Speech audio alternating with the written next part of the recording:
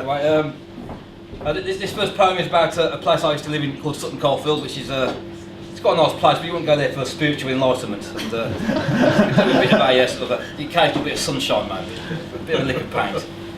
So it's called "Come, Mr. Bitumen, Blow Up My Hole." Oh, is that a beer in your head? Oh, okay. Running through the mushroom cloud of the omnipresent sense of toilet, whilst carrying up my jumper, the wrong sense of wonder. In the town where I was braised, it's hard to say where the weather begins and the people end.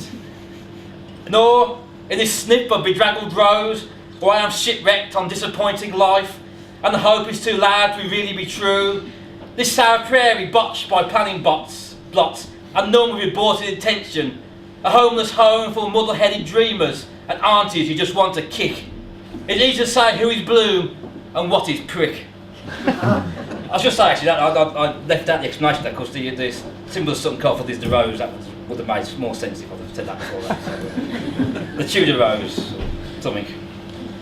Next one is about the south really. I don't really. Occasionally I'll go down south. Only if I can't help it, or somebody offers me some money to go down there. And this is about coming back home really to the beloved old Midlands, the beloved old Midlands of my heart. And when you go down south, I mean, people take the mick out of the Birmingham accent all the time and the Midlands accents, but I mean, what about the home counties drone? Nobody ever says anything about that, so this is about that really. I felt it was time to get the revenge somewhere. It's called Halfway There.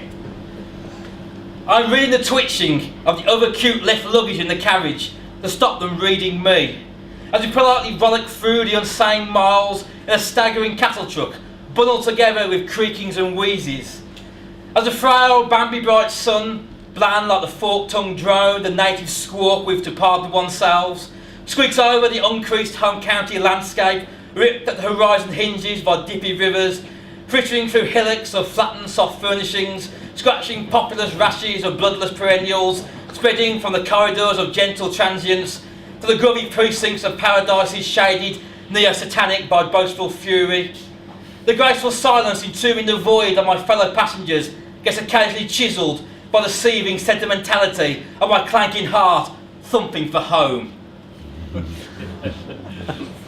So I hope I haven't offended any southern people who might have strayed into our airspace today. I believe they are allowed out occasionally. I believe they do occasionally dine us with their presence. It's about Birmingham, not a place noted for it's noted for its waterways, but not for its river, or its rivers. You know, it's so unnoted, I don't even know how many they've got. I think it's about 3 or 4. It's about the River Ray, which goes from the west and sort of goes through the centre. It's a bit of a dribble really. I mean, London has the Thames roaring through it, and Birmingham has a bit of snot apologising its way through. Like someone sneezed, and they said, "There you are, here's your river, Birmingham." And we wonder why we are the second city. Just in the rivers alone. So this is called Running Along with Old Man Ray. Where it rises, rousing its flat calm, the river masquerading as rotten chameleon gets dipped in the dripping slurp of motherly pear. Before beginning its memorial waddle, flanked by banks flecked with violent signs of shrugging, who hamlets are raised by the fiery flow of amnesia and harkbacks to our beloved empire of brum-brum cars, the past streets broken like veins on a hidden face, and secretive widowers entombed within their seething, until fringed by cringing bohemia, it becomes muddied into Bovril shades by a stomp of crossing lummox paws, the collective noun for hefties, sizzled to lobster by days in the cricket.